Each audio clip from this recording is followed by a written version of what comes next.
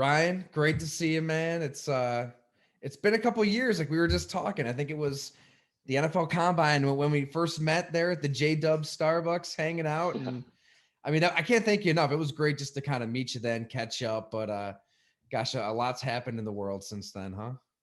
Yeah, it has. It's what's been so cool, kind of getting reconnected in the football world in the past 6 years since I got out of prison, is the relationships Yeah. that I've reconnected with or formed new ones. Where I think, especially in the communication and journalism world, where I think I had some pretty um, toxic relationships, or individuals who are in the media now that maybe covered me from the peripheral or had some sort of interaction with me. It wasn't necessarily good, and that's been really cool to redevelop those relationships, reconnect, and I think people are often surprised Yeah.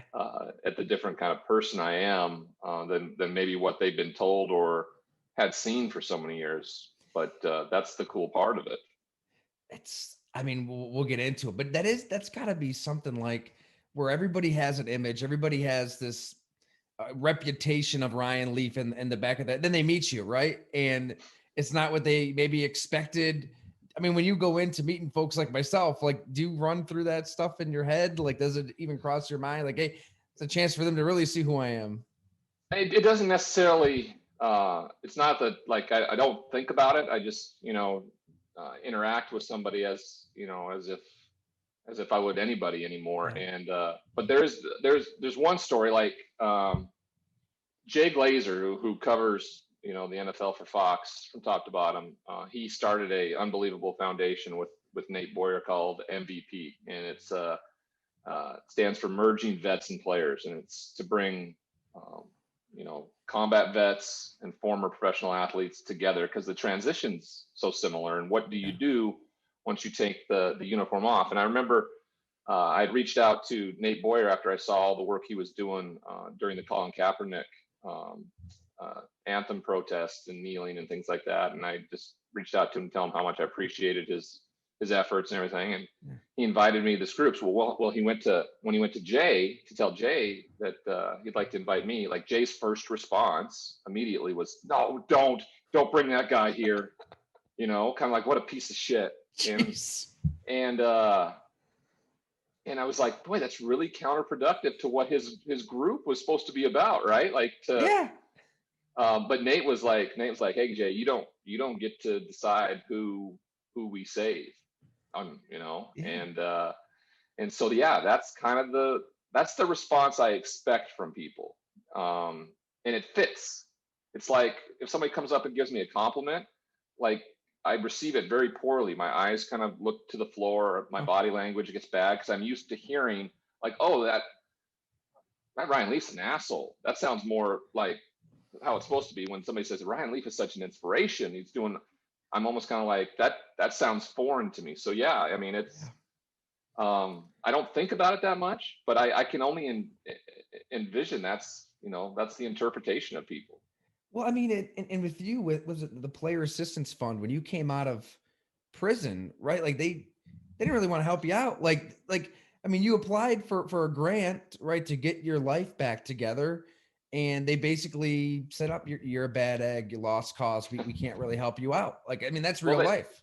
they had, yeah, it is. They had helped me out before the prison stint, to get some help with some treatment. So maybe they just thought in their eyes, we've seen this movie before, we've tried this before, and I think that's the line that they used was, "We're not going to throw good money after bad." So I think they just kind of chalked me up as, like, this is a guy we tried to help. This guy couldn't figure it out. He's a failure, and we're going to move on. So um, that's unfortunate, but it's kind of uh, you know it's kind of the way that the NFLPA works, and it's disappointing, and it really puts some emphasis on guys who have gone through this, like, have gone through some of their programs, been helped by or been dismissed by. It's our responsibility to kind of take up that mantle, and try to help my fellow brothers who are struggling now. Well, let's start with that, right? I mean, I hope everybody saw your video out of just the tragic news with Vincent Jackson dying in the hotel room. I mean, some of the details starting to come out. I guess we don't know the full story, but the chronic alcoholism, the family fears brain trauma, he was reported missing. It's not good, however you add it up. And I mean, I just thought you put it perfectly, and it's needed. The league has to do more. There's more Vincent Jacksons out there. There have been in the past. There will be in the future. You could have been a Vincent Jackson with everything you went through, with your addiction and hitting rock bottom like you did.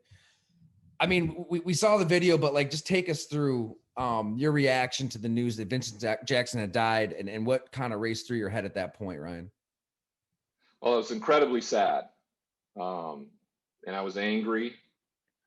And I've never really done anything like that where I've been open and honest about my story. But I don't know if I've ever really shown the emotionality behind some of the things I go through on a day-to-day basis. And for whatever reason, I was incredibly overwhelmed by, I think, the way we all found out about it, right? Alone in a hotel room dying. And you're exactly right. It should have been me. That's why wasn't it me? Um, I it's a survivor's guilt that I deal with sometimes, because I'm like, he was an exceptional player and he was an exceptional philanthropic man in his community and helping other people and stuff like that. Why would he be taken from us at such a young age? And I'm still here. That's so that there was just a lot of emotion that went into it. And I was hyperbolic in kind of some of the things I said. Of course, the NFL and the NFLPA care.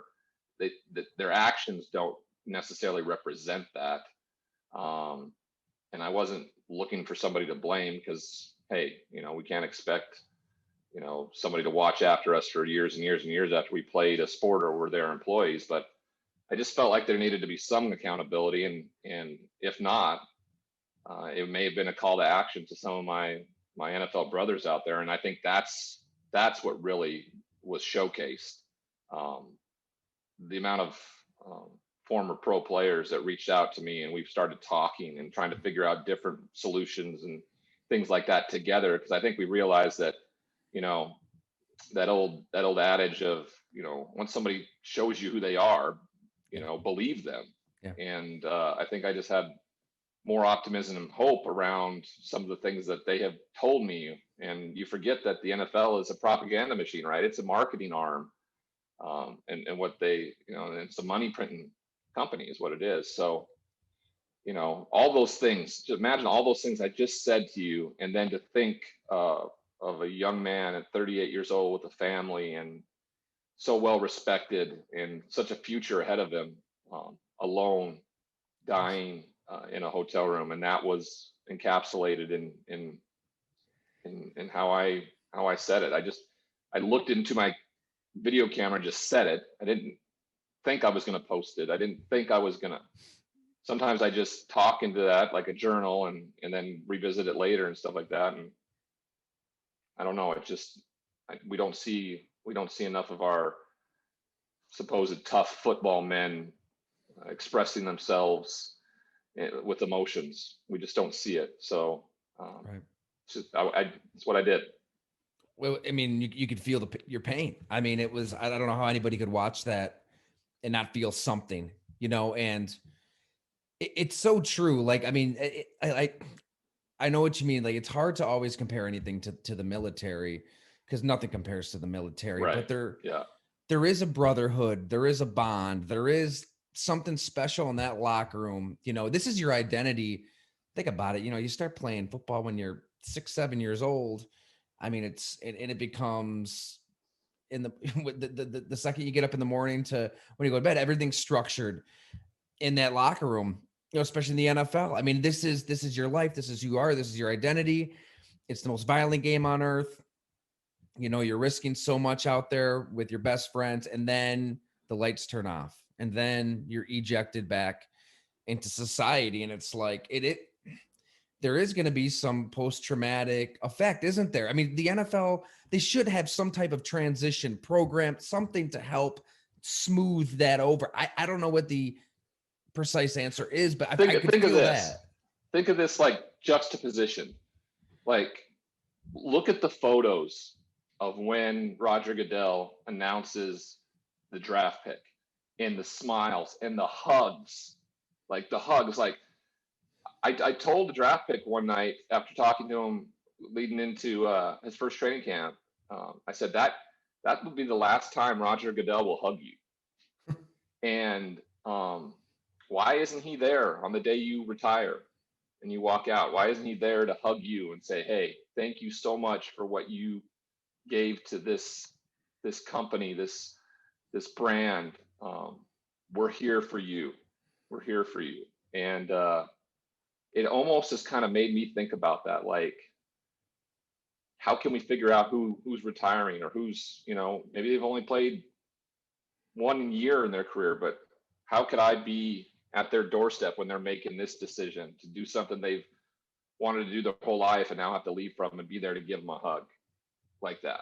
So those are the type of things that have been running through my mind this last week and a half or so. Just how can we help and be different in those things, because it was such a just a juxtaposition of this huge emotion of getting hugged by the commissioner, and then like when you retire, it's like, don't let the door hit you on the ass on the way out, kiddo.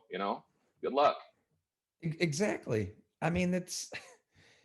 I mean, is it a stretch to say when you aren't making money for the Shield, for the league, you're not that relevant to the Shield, to the league? Well, yeah, I would definitely believe that to be true. Also, like, once you walk away from the game, unless something tragic happens, we don't really hear about you again, unless you're getting inducted into the Hall of Fame about 5 years later, or when your name starts being brought up for that. It's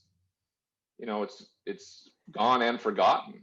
And not that we need attention. I think we need a purpose, and we need to know we're still part of a brotherhood. And I feel I feel like I've let a lot of guys down, because when I'm going through my crap, we don't tend to reach out. Or and There's only 27,000 of us ever in the 100 years of football. That's a crazy low number. It's not like 27 million, or Mhm. and just an unusual number. It's limited, and there's the ability to have a connection between us all through this process. 100%. I mean, for those who don't know, I mean, can you just take us back to that low point for you? I mean, when you could have been a Vincent Jackson. I mean, you could have been that statistic when the addiction kind of had its grips in you. What's that feeling? God, I mean, how did you get in that dark place, and how were you able to get out? Really? Well, I was mentally ill first. I was dealing with clinical depression when I was in my last stop in Seattle, because I couldn't, I was having such a hard time getting out of bed. I felt sad all the time. I was overweight because I wasn't training. I felt lazy. And instead of going in and saying all these things to Mike Holmgren and asking for help, I quit. I thought that's the best way to um, get rid of all that. Right now, now I'm not going to be judged, or have people be overcritical of me, or anything like that. But what you don't get, and in particular my situation, is when you were drafted alongside arguably the greatest to ever play, in Peyton Manning, and I'm considered one of, if not the greatest NFL draft busts out there. My name doesn't go away, and in fact, I didn't have football to distract me. Now the noise was louder, and so I had become incredibly depressed, and I was not seeking any treatment for it. And of course, there was no transition team or help at all at that moment in the NFL. It was just literally, yeah, you're cut. See you later. And before I knew it, I was trying to figure out a way to numb that pain, or better yet, not feel anything. And I was in Vegas for a fight, and the MC was announcing celebrities in the audience, and they announced Tiger Woods and Charles Barkley, and and the audience just went berserk and applauded. They announced my name, and the whole MGM Grand just booed and hissed. And it's not like that hadn't happened before, but instead of just, hearing I was an awful football player, my addict brain heard you were a terrible human being too. And so, sure enough, that night, an acquaintance of mine offered me some Vicodin, uh, and I was going to go in and out of parties where there were Hall of Famers and Super Bowl champions, where I always felt less than and judged. And I took those pills that night, and I walked into those parties and didn't feel any of that. I essentially found what worked, and that began like 8 years of taking that slow slide to the bottom, um, all in the search of not feeling or being able to sit in those feelings of feeling less than, feeling sad, all those things that I should have learned how to deal with some sort of counseling, psychiatry, something like that that I just didn't do. And it ended up, in a place where I was, looking up ways to kill myself on Google. Um, and luckily for me, the sheriff's department showed up to save my life. And, you know, never thought I'd be grateful for having spent 32 months in prison. Um, but I am. I'm grateful. I don't recommend it to anybody, but I'm extremely grateful for because it had me address issues that I may not have done had no one noticed, had gone in silence, had gone alone in a hotel room where no one was watching, and so that's another thing I'm incredibly grateful for. So you're literally searching this on Google, like you're Right? planning this out. Yeah, I got a scar right here, Man. um, that I see every single day when I look at it to remind me, like, you know, no matter what kind of good day that's going on or good month or a good year, and a lot of them have been good the last few years for me, that like, hey, unless you keep doing the next right thing and being open to when you still struggle, this is where you can go back to. And it's a reminder that's hard to look at, but it's one that I need to, because for exactly those reasons, and watching brothers of mine um, disappear because they weren't able to do that themselves. I mean, and you hit on it a little bit ago, Ryan. I mean, a lot of it is, I mean, the culture of football, and I think, I mean, I played myself, and the reason I love the game, the reason I love it today is that violence, is the fact that it is this war of attrition, right? These are the toughest SOBs on the planet. In the NFL, you've got to be tough. It is so embedded into the fabric of the sport that you just don't bring this stuff up in a locker. You just don't talk about mental health. It up until maybe a couple of years ago, this conversation isn't being had anywhere. And Solomon Thomas, I was just talking to him this week. We have a story up online on Friday, but he, similar to you, I mean, he was drafted ahead of Patrick Mahomes. He'll be one of the Yeah. greatest ever. But that wasn't the main contributing factor. Man, his sister died by suicide. On top of this, the pressures of being in the NFL, he ended up in a pretty dark place. He considered taking his own life, and John Lynch stepped in. Could tell he wasn't himself.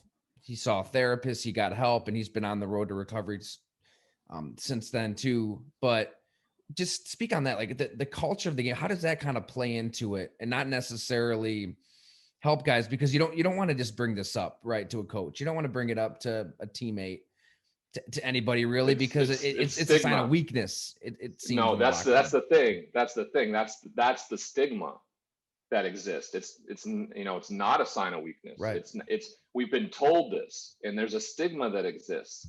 There's a I grew up in Montana. There's a cowboy culture.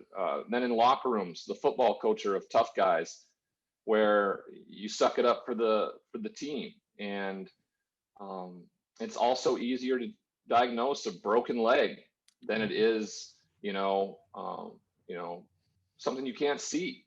If you can't see it, And as athletes, we want, that's tangible evidence of like something's medically wrong.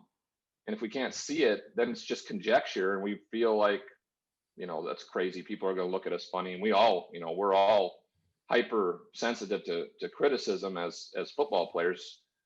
Just watch what the combine presents each and every year, So, um, imagine if a player, 10 years ago steps in front of the mic at the combine and expresses that he struggles with depression and social anxiety disorder, and has had suicidal thoughts. That guy's draft stock is gone, right? It's gone. Right. And I still think to this day that it would really put a terrible burden on his agent and PR people and publicists to get a team to give him an honest look, um, if that were true. So we have to continue to show vulnerability and transparency, and we're seeing it more and more from athletes. Michael Phelps at the top of his game, Kevin Love recently, DeMar DeRozan, even Dwayne "The Rock" Johnson has talked about it. He's the biggest movie star on the planet. Talked about his battle with depression and things like that. So, that's that's all we can do. It's all we can control, and understand that, like, showing and your weakness, or showing transparency and vulnerability, isn't weakness. It's actually the strongest thing you'll ever do. Uh, and one of the things I'm most proud of when I see people do it. Yeah, I mean, like Solomon said too, like you just got to change the thinking, right? It's okay to not be okay and to talk Yeah. about it. And your brain's a muscle. I mean, you got to work on your brain like you work Well, also on now, anything. these days we live in this Instagram world too, where anything that's posted is just shows your best life, Yeah. and that's not true at all. And I've tried to be counter to that. Like I've tried to post my life, like real life, struggling, because there's a platform that I have now, and I don't want to give people unrealistic expectations. Like, that may set them up for more failure. Like, this dude went through everything, he seems really happy all the time. No, like, I struggle all the time still. Like, it's still life. Yeah. I'm a dad to a 3-year-old boy now, and I'm worried I'm going to fail him constantly, and how am I going to support him, and you know so it's life for everybody. Yeah. It's the same. It's difficult. And so, even though people be more open, when it comes to mental health and things like that, we still live in this Instagram world where what everybody sees is what you want them to see, and not necessarily what is real. How much of a contributing factor is just the social media boom to depression then? I mean, I guess it's got to be hard to quantify. It can't help. I mean, it's got to make everything worse. It's got to make things much more difficult in terms of bullying, um, you know, critical, being critical of one another, judging, Yeah. that type of thing. Yeah, I can only imagine. I mean, I'll make a post that's inspirational in nature, and I'll get thousands of messages back, but there'll be one negative comment or something like that, and for whatever reason, right, that's the one I stick on. We're so it's such a human trait to see the negative rather than the positive. And it just takes practice. The understanding of what other people think of me is none of my business. That's an affirmation I've worked on for years now, and it's finally taken a real hold. um, and not taking yourself super seriously. Like, it's a serious subject, but I'm not all that important. I'm a flawed human being just like everybody else, trying to be better. And that's what I try to live by every day. So what can be done then? I mean, what can the NFL do to really, make some change here? I mean, they haven't been shy about throwing money and supporting other issues, but when it Yeah, comes that's to the mental thing. health, That's the thing. They're going to have to do the same, right? Like how they jumped in and was full throated and put some money behind the social justice reform this year. That's exactly what else they need to do. And what ultimately they need to do is have a look in the mirror and go, do we care? I mean, do we really care? Because I mean, if they don't, they don't. That's I'm not gonna rage against the machine if they simply go, hey, we're a violent money printing machine. That's what we do. It's got to be very difficult to systematically not contribute, not say that football contributes to brain damage, yet right? then turn around and try to help the people who are dealing with brain damage down the line, it runs counterproductive to what they were trying to rail against in the first place. So I guess I can't fault them for it, and then it just makes it more on us former players and our responsibility to be there for one another, and not rely on a corporation that simply doesn't care, and therefore it's on us, and maybe it's just a just the realization of is finally sunk in. There's been actual radical acceptance on my part, going, oh, what everybody else already knew, I'm just I'm slow to the take as usual and just figuring it out because they invited me in and had me part of the NFL legends for a couple years, trying to make a difference. And then when things get tough, they just kind of send me out on my ass. So I should have, shame on me. I should have known better and been more proactive on my part. And just in the last 10 days since speaking out, you wouldn't believe um, the outpouring of former players getting in contact. And we're gonna make something happen because of this. We're not gonna have Vincent and all the other guys' deaths in vain when this is all said and done. It's just about being honest to me. I mean, if the league was just honest and upfront, you mentioned CT with the violence. I mean, let's not tell people the game is safe. It's not safe. Like, it's a violent game. Like, just tell. I mean, they'll never do it, right? Because they don't want moms to be hesitant about letting their 7 and 8-year-olds play. I mean, that's the future workforce for the league. But if they were just honest and said, yeah, there is a connection, concussions, CTE, it's a real thing. These are the risks. You can either take those risks on or not. Instead of, like, I feel like it's a lie to say this game is safe. It's unless you made it touch football, it will never be safe. Like, there will be concussions. Yeah. And this is just another example of maybe just the league not being upfront, not being honest, not taking on an issue head on because Hey, they're a the private bottom line. company. Yeah, they're a private company. They're they have Roger Goodell answers to 32 billionaire owners, right? That Right. he does their bidding for them. So that's the bottom line. Hey, Yeah. I'm as guilty as anybody. I'm entertained. I watched the Super Bowl. I watched Yeah. the playoffs. Yeah. I needed a distraction.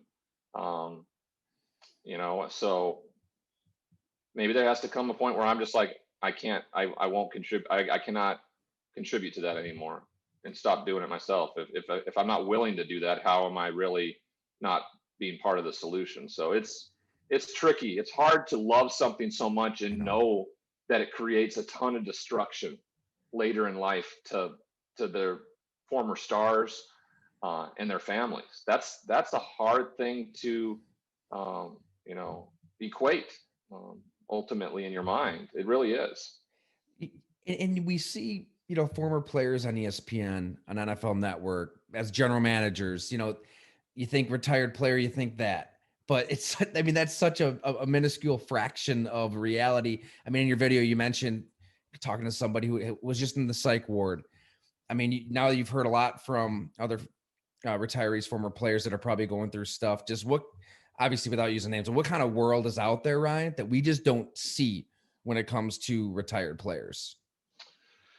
The ones you see on TV and in coaching and front office jobs, they're the exception, right? The rule is there's majority are struggling, are resentful of the NFL, are fearful of them, and how they've the red tape that they've put in place to stop you from. I had a guy that I was working with here this week who is on full disability because he cannot walk. He can really not function. He's got to have people drive him. He's got to people um, um, put his clothes on for him. He's got to order food all the time out. And so he's on total disability, and he was applying for a PCF grant, which is a Player Care Foundation, which is run outside of the NFL, within the NFL, and to get a new hip. It was a new hip or a new knee. I can't remember which one. So he could walk. That would increase his quality of life a ton because he probably would be able to get from place to place easier. He would be able to dress himself. He'd be able to, cook his own meals and things like that. And they denied him because he was on full disability. So, like, they almost use one another against one another. Like, oh, you're helping him. Okay, our part that we could help him too. We're not going to do it because you're already helping him. Jeez. I don't get that. I don't like that there is a panel, behind closed doors that makes decisions on the well-being of somebody you've never met. You fill out this application and there's people back there that I really don't know who the hell they are. All of a sudden you get a letter in the mail that says, or an email that says, we're sorry, regret to inform you that you have not been accepted for this grant or approved.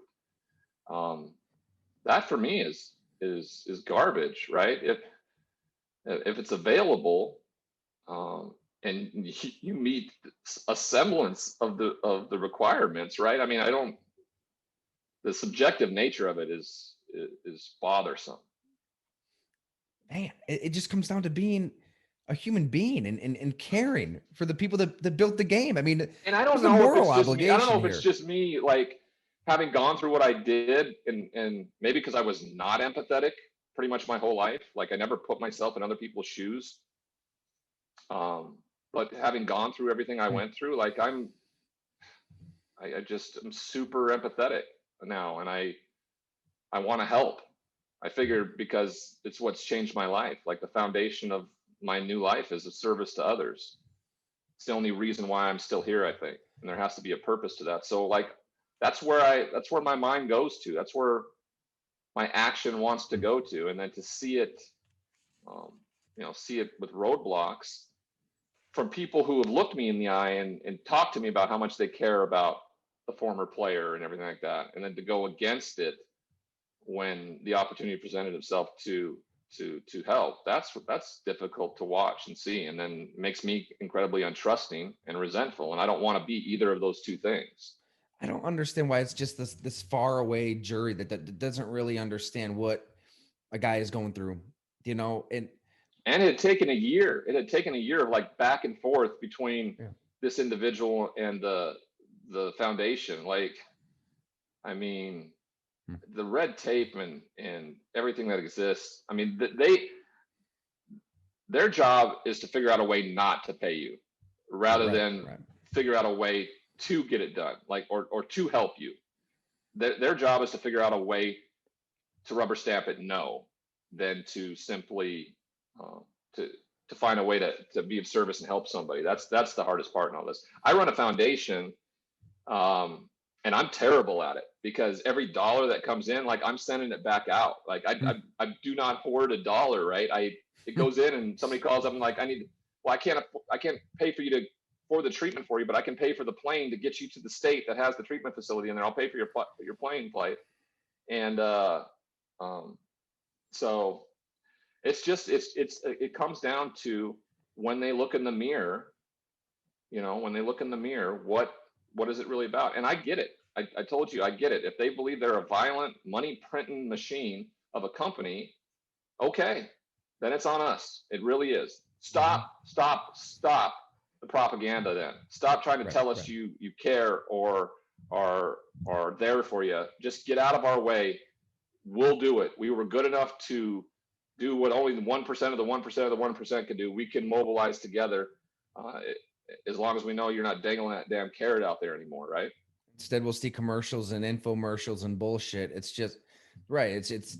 The lies and the misdirection here. Yeah, but does it come back to the CBA? I guess because Yes, there's yes. the union, there's the league, and Well, they you they guys can kind of are squeezed out. There isn't really a voice. There isn't a seat at the they can table. do that. That's the thing that the owners can rest on, and like they can rest on, like, well, you guys agreed to this, Hmm. through the collective bargaining, and they're exactly right. You know, um, the former player's voice is never in the room. We have no say in the collective bargaining negotiations. Only current players do. And guess what? The current players making tens of millions of dollars don't believe they're going to be 38 years old alone dying in a hotel room. They don't. And they do not negotiate accordingly. And and they frankly they don't listen to us either. You know, they don't look at me and think I'm never going to be like Ryan Leaf. That fucking loser. drug addict felon. He's not, that's not me. I'm not going to be that guy. So therefore they don't negotiate in kind. And I understand it. I was 21 years old. I thought I was gonna make $5 million a year for 20 years. That's what I thought, and play football. I was naive. Just have to be more conversations had. I mean, they've got to know that this is life 10 years down the road. I mean, you weren't out of the league long when this went down. I mean, it was going down when you were in the league, right? With Seattle. In terms of just going downhill, when yeah. I the mean, depression started and one thing led to another. And next thing you know, the addiction's there and you don't know if you're going to be alive. yeah, I mean, we've got some awesome success stories too. Darren Waller down in Las Vegas, the Right. tight end, being placed in the substance abuse program, getting help and reaching his full potential and really going to have an unbelievable platform to save so many lives because of what he's been through. And that's a guy. I mean, Yeah. I'm surprised the NFL hasn't propped him up more of like success, because that is the epitome of a success story in the NFL right now. If it weren't for Alex Smith and his comeback, I don't see a better comeback story than him and what he's been able to come back from and accomplish. It's remarkable. You're right. We don't talk about that enough. I mean, that's unbelievable what he did. Yeah. But Ryan, just let people know. I mean, how's life today for you? I mean, how do you get your enjoyment, your fulfillment? You mentioned your son. Like, what's your day to day like? Because like, right, that's part of mental health too. It's just finding that reason to be happy, to get up in the morning. It's him. I remember when the doctor put him in my arms. It's an amazing feeling to have this wave of like selflessness just overcome you. Like I knew it from that point on, like everything I did was going to have nothing to do with me anymore. It was going to be completely about him. And so that drives me. Don't get me wrong. I've been in treatment centers and in prison with many fathers who told me many times that when they got out, they were going to, do it for their kids. That's not enough, right? You have to do it for yourself, because if you're not the best possible version of yourself, you're not gonna be worthwhile to anybody. So for me, it starts with that, right? I open my eyes, I pray, I meditate, I exercise, I eat well. I've been blessed with the opportunity to work with SiriusXM, ESPN, travel this country, speaking out, and giving back to other communities outside of my own. Try to be active, play golf, hike, be in nature. I'm really engaged in the recovery world, especially here in Los Angeles, where it's unbelievable. I work with other people. I've worked the steps, which I think are just a great method of getting through things, making amends for the things I did do, understanding the consequences that come from them. These are my daily things. I see a therapist every week. I do co-parenting with my kid's mom, and I do anger management classes, because I firmly believe I'm living with CTE, and we see how quickly this comes on, how impulsive people get. And we've heard from wives and loved ones talking about never seen anything like it from him before. And all of a sudden, boom, snap. And he becomes this impulsive, angry, outraged person, where never in his life has he been something like that. And then we get demonized as to like, this guy's this, that, or the other, but it's brain damage. So I need to learn how to live with it. So that is what my days are about. How to live with this disease in the most healthy and positive way, understanding that there's going to be setbacks, that I'm going to be a failed human being when I lay my head down sometimes at night, but knowing if I get up the next morning and do the next right thing, I'm most likely going to lay it down again that night in a good space. And sometimes I can feel incredibly overwhelmed, just like any other human being. And You know, I don't look for a handout. I don't look for anything from anybody. Um, I'm accountable for what I do, what I say, um, and then and just try to be grateful for it all. So that's kind of my day, you know. And I think a lot of times is we weren't just willing to accept that, you know, there's something wrong with us, right? There's just suppose there was always something wrong with us if we were willing to put strap on a helmet and run into 300 pounders who were running as hard as they could, throw us into the ground. I assume there was always something wrong with our brains, but You can tell that now that it's CT is there. I mean, obviously we don't the science isn't there to just right. look at your brain right this second, We but can't diagnose until postmortem, but we know what symptoms look like now. And I have a few of them that are fully exhibited, like mental health, right? I had a brain tumor, a traumatic brain tumor that was found and removed or partially removed about 10 years ago. Substance abuse, um, you know, and you know, anger, like just I'm a kind, loving person, but you know, sometimes I just like snap and get angry over some of the most trivial things, especially around shame. And that's the post traumatic stress for me. Like being being hyper criticized growing up in a small town, uh, by the media, by the community, going through that all the way to the NFL, and that's what it's all about. And then, you know, when loved ones are hypercritical of you, and let's say, and how you're parenting, or how you are as a son, or as a sibling, or things like that stuff's triggering, and you feel this judgment. And so, you know, everybody deals with that. Um, it I'm just dealing with it on my own terms, and trying to do the best I can. And I understand that others who are my brothers are doing that too. And I want to be more supportive. I want them to know that they're understood, like they're not unique. Like I don't want them to feel alone. Like all of us are out there like this. That's the bigger thing in all this. Like we're all out there together going through similar things. And I want you to know you're not alone. You're not alone at all. We're just like you. And I'm here to help in any way I can. The only problem is you know, it's hard to do it by myself. right, you're one Um, guy. It yeah, your phone's probably just been ringing off the hook. I mean, you've probably been talking to I people. love it. I love it. I love that it is. But then I, you know, laid my head down on Sunday morning, and I was like, I felt like incredibly overwhelmed too. Like, and then if I didn't call somebody back in a timely manner, am I just a dick, and am I letting them down? And then I got to talk to my therapist and be like, and she's like, you control what you can control. Stop taking all this on. This isn't on you. Um, do what you can. Stay out of the result. Do what you can. So, I mean, it's a constant battle. It's an important one, and one I feel very honored to get to do. It's just it is what it is. It takes what it takes. Man, it shouldn't. I mean, you shouldn't feel that responsibility, that burden. I mean, I I know will you say wouldn't call this it a though. burden, but I will say this though. The NFLPA reached out, and we're scheduled to good. meet here soon.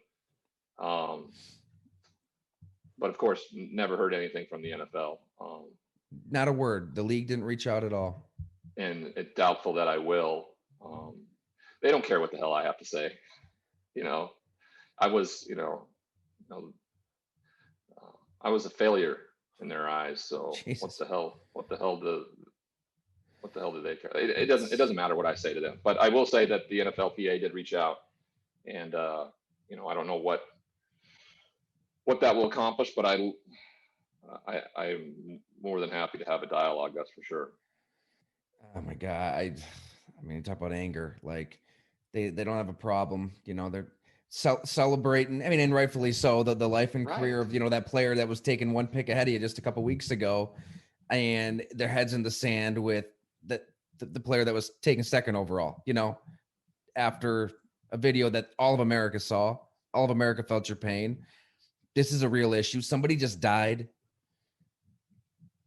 The silence is deafening, and I hope it changes. I mean, I hope I can't. All of us in watching and trying to make sense of this all. Can't thank you enough, Ryan, because I'm sure you're changing lives, you're making a difference, and those phone calls aren't in vain. I mean, it's incredible. So just make sure you, like you said, get that rest and take care of you too, because Yeah, you it's the kind of most have important to. part. Yeah. Yeah, it's important. But I don't know. I think just in this moment with you, I just, you know, speaking to, you know, anybody else who's listening, like I think that's the, you know, that that moment where you're like, I want them to know they're not alone. Like they're not.